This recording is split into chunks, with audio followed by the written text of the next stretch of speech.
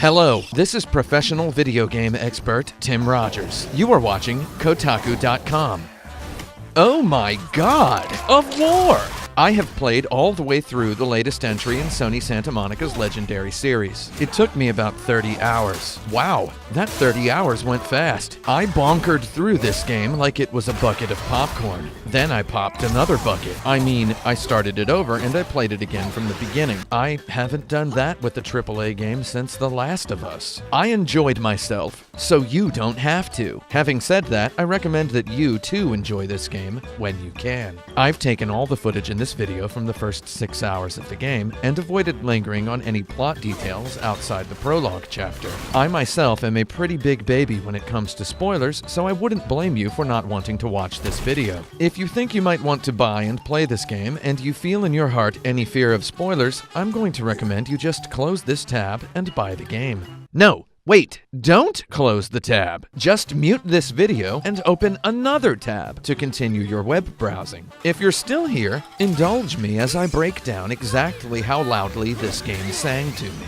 I've divided this video into 6 categories: the tone, the ohms, the facts, the acts, the pace, and the place. I could have just said the graphics and the combat or whatever, the look. I'm a bizarre individual. I literally get paid to play the hottest game of the year 2 weeks before its release and then speak idiotic words about it into a microphone. I might as well own it. Let's talk about the tone. Since 2005, the God of War series has thrilled game likers the world over with its deconstruction of Greek mythology. And by deconstruction, I mean that literally. That's a joke about how Kratos rips body parts off of Greek gods, monsters, and other mythological figures. In the old games, Kratos is a big sad man with chain blades grafted into his forearm bones. He wields these chain blades on a mission to hate immortal beings into their gory deaths. His sadness and hatefulness originates from the death of his wife and child. He exterminates the Greek pantheon over the course of 3 games. God of War 2018 introduces us to an older, wiser Kratos, who has migrated to Norse myth country. His new wife is dead. His child is alive. Together, Kratos and his baby child must take a little bag of mommy's ashes to the top of the highest mountain. I don't want to spoil too much stuff that happens in the game, so let's talk about the title screen. I love this title screen. It's a perfect example of the tonal richness this game possesses. As we ponder the standard video game title screen options, Kratos breathes and stares down a tree. The tree has a yellow handprint on it. When we choose to start the game, Kratos kneels forward and considers the handprint with affection. The game's first tutorial materializes on screen. Press R1 or R2 to swing the axe. Now we chop down this tree. When the tree falls, Kratos slings it over his shoulder.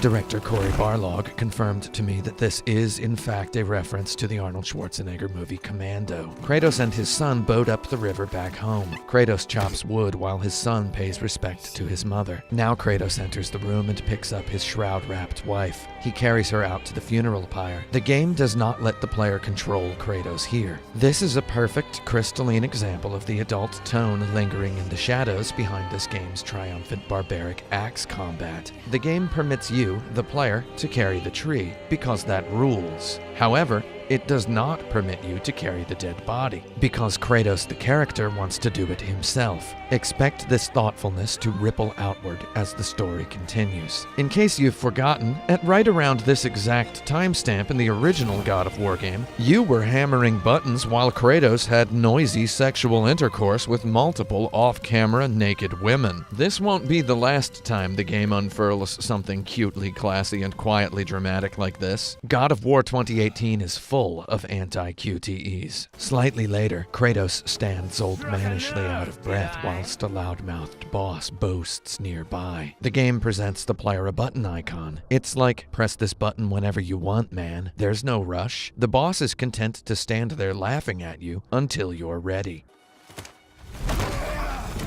Then there's the relationship between Kratos and his son. This develops gradually over the story. The son and the father grow to respect and depend on one another in delicate ways. The kid grows up and becomes more independent by way of daddy's hard lessons. It's touching. Also, it's good game design. As he matures, the kid becomes more effective in combat. Many longtime series fans in all corners of the internet have expressed concern that Kratos has gotten too old, sad, and slow. If you too share this concern, my friend, allow me to massage your fears. It's time to talk about the owns. All the trailers and gameplay Sony have shown us prior to God of War's release present Kratos swinging his big daddy axe at numerous zomboid freaks whose veins gush goopy magma in lieu of that hot strawberry stuff you and me and every Mortal Kombat 2 fan grew up incapable of getting enough of. It has come to my attention that some might feel concerned this game is PG-13. I am reporting on this topic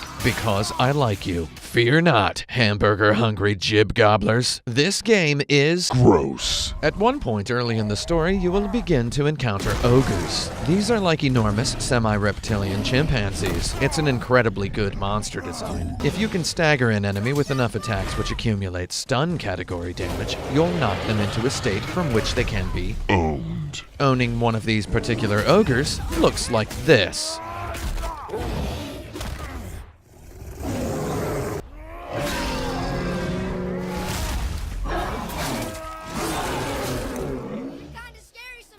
Okay, look, this is not even the grossest thing you can do in this game. There's this one axe move that cuts enemies in half vertically, and some of these heckish idiots have some gross, pokey, shattered rib cages with some really weird, slippery red, turdy hamburger meat stuff chunking around in there. Just take my word for it. More than once I yelled aloud in the darkness, "That's disgusting!" To which the game silently replied, "Oh yeah, it's disgusting, and it looks good being disgusting." So let's talk about the facts. God of War runs in a lovely checkerboard 4K resolution on the PlayStation 4 Pro. Wow, there's even a performance mode that runs at 60 FPS. I'm sure Digital Foundry has already posted a detailed video about this. Those guys rule, so watch that. The big scream here is HDR. I have a friend who doesn't know what HDR is. Every time I tell him I'm playing a game in HDR, he's like, "That's cool. I wish I knew what HDR was." He's not even being sarcastic. He really does wish he knew what HDR was. HDR is like The Matrix. In the film The Matrix, no one can tell you what it is. You have to see it for yourself. Well, if you have a friend who doesn't know what HDR is, and you have an HDR-capable television, God of War suffices as an instantaneous definition. HDR is most exciting in areas of rich color under delicate lighting. Reflective or diffuse material surfaces scatter complex light into brilliant detail. If you're like me, you're going to stop and stare at every colorful, pearly pastel surface you pass, until your video child tells you, "Hey Dad, let's go." Oh, yeah,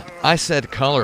This game is stupidly colorful. It's gorgeous. I love it. I don't want to spoil the colors too much, so here, ogle this freakishly detailed wooden door. I tell you what, when I first encountered this door, I did not want to press the circle button to open it. Kratos stood, breathing, his axe on his back, his child waiting within. A tense conversation awaited behind that door. Wow, staring at the graphics is part of the drama. Enough about that, though. I know what you're here for. Let's talk about Daddy's axe. I love the combat in God of War 2018. It is rich, complex, challenging, and rewarding. Here is a list of action games I thought of while playing God of War 2018.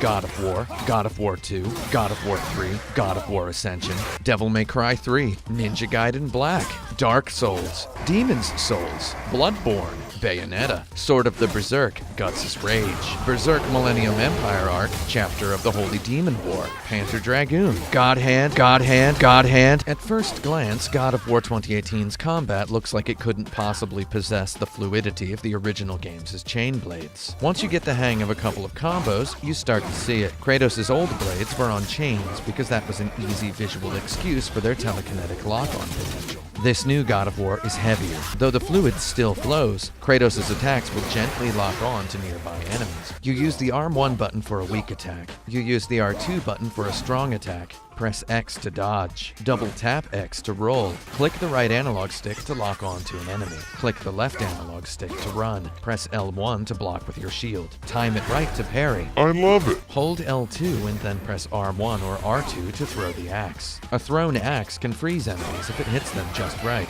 Press the triangle button to recall the axe. It flies into Kratos' hand like Thor's hammer. I wonder if there's a plot justification for that. Kratos has a quick 180-degree turn function. Press the down directional button, and you'll want to use it often. It sorta reminds me of God hand. While barehanded, Kratos can punch, kick, or shield bash. Barehanded attacks do less damage, though generally push up enemies' stun meters faster. You can unlock a shield bash action that will break enemies' guard with a double tap of the block button. That kinda reminds me of God hand. As the game progresses, you unlock axe upgrades and combat skills. One of my favorite things to do with the button is to hold it down and then let it go. God of War's advanced unlockable moves are a buffet table of exactly this thrill. The Executioner's Cleave is maybe my favorite. Hold R2 down until Kratos' rage overflows, and he screams and slams his axe down in front of him. The warm-up on this action is ridiculously long in deliciously equal proportion to the catastrophic damage this attack inflicts on an enemy. I call action game maneuvers like this popcorn techniques. You must hold the button a long enough time to inform the game that you wish to charge the maneuver. Now, when it's ready, it will execute. Once you're comfortable with its timing, you may find yourself cackling every time an enemy idiot does something that leaves it open to this violent cleavage. It sorta reminds me of the charged punch in God hand. You can unlock a hold the button down helicopter boomerang axe combo for weak attacks. You can unlock an attack that lets you charge your heavy axe throw move. So now you're holding aim and fire at the same time. One thing I love more than holding down one button is holding down two buttons, and then letting go of one of those buttons before the other. That is stick shift video game design. You can unlock big, beefy, sprinting leap attacks. You get a light one and a heavy one. They are both as risky as they are delicious. In addition to regular techniques, you have runic techniques. You can equip your axe with two of them, a light one and a heavy one. These get pretty technical. They have cooldowns in the ballpark of 30 seconds or 60 seconds. I genuinely did not expect God of War to remind me of Panzer Dragoon, though, yeah, it does that too. You can unlock an axe throw move that lets you lock on to a whole bunch of targets. I didn't even mention Atreus' arrows, which gradually evolve from, hey, that's neat, to, I need it, as you familiarize yourself with the mechanics. You might think this is way too many moves. Well, first of all, that's not even half of them. Also, I promise you the enemies don't just stand there like trees. They are freaks, and they hate you. The enemies bob and weave and wind up and slash and charge and rush. Eventually, your eyes speak your enemies' bodies' language as well as your fingers talk to Daddy's axe. You spar, box, and fence with your freakish foes, and it feels good until it feels great. Every encounter is a little spiderweb of possibilities and choices.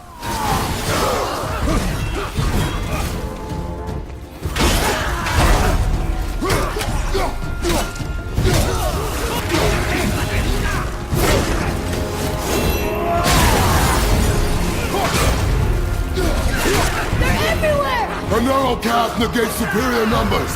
Stay focused. Wow, that was something, that fight. Here, catch. Well, that was a waste of a perfectly good hour. How were you not seen? Even 20 hours into the game, I was repeatedly throwing my axe, and then pressing the triangle button to recall it immediately before it hit something. Kratos' triumphant hand motion and the little tennis racket thump of the DualShock 4 never stopped entertaining me, because, there's something wrong with me. You can put away or take out your axe by pressing the right directional button. Or, you can do what I like to do.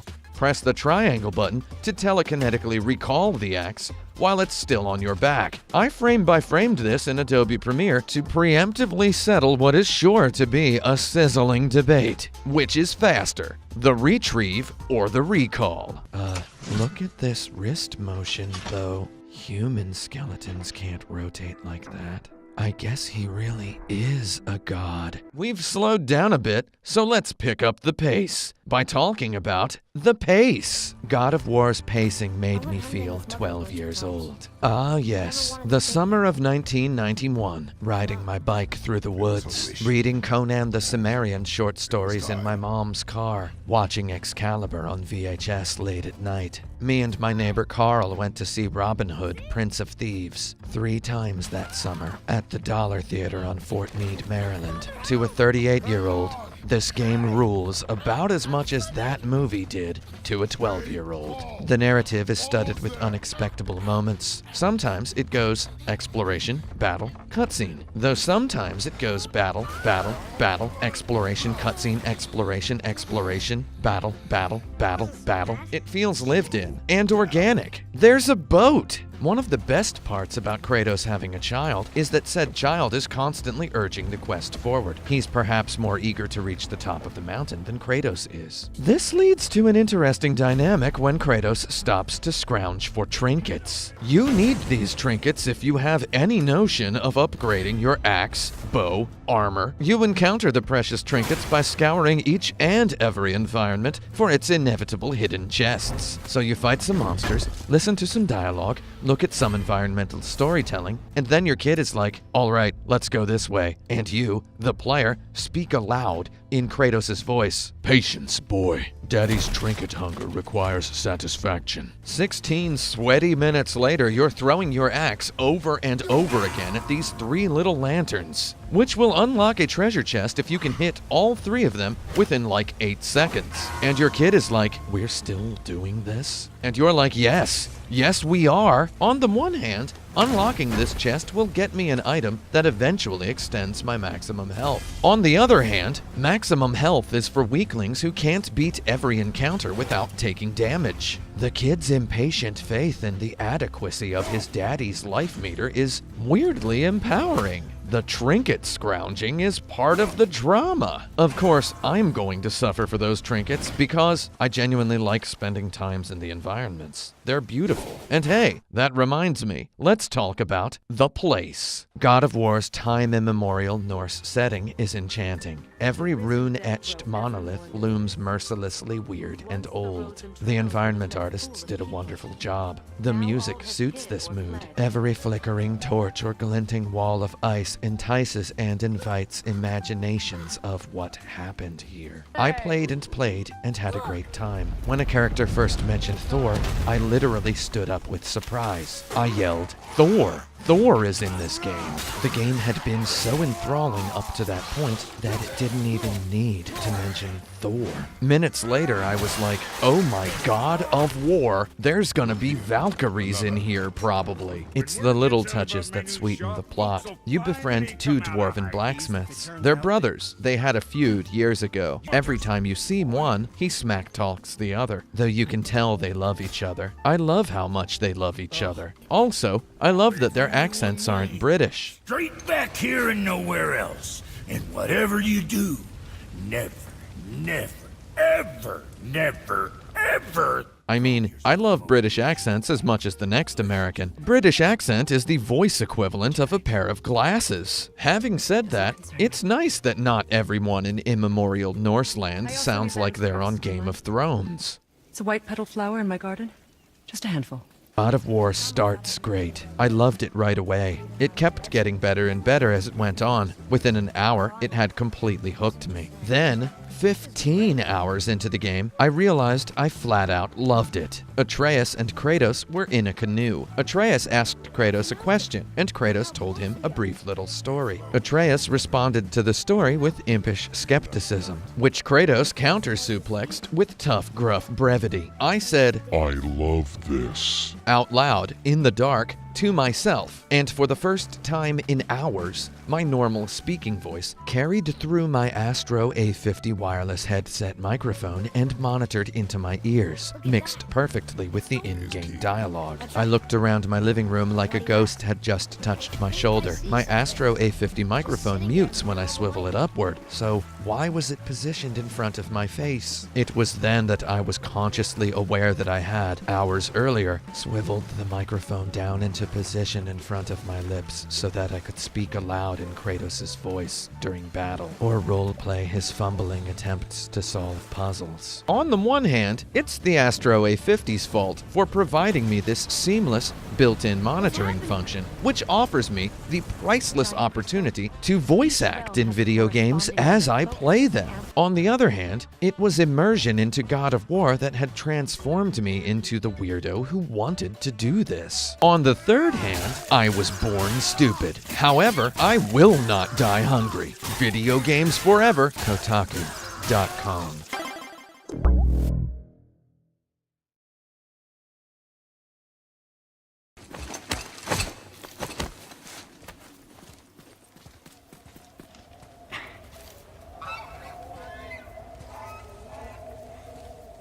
Wow. Never been this close to the mountain before. Looks so big. Wish Mom was here to see it.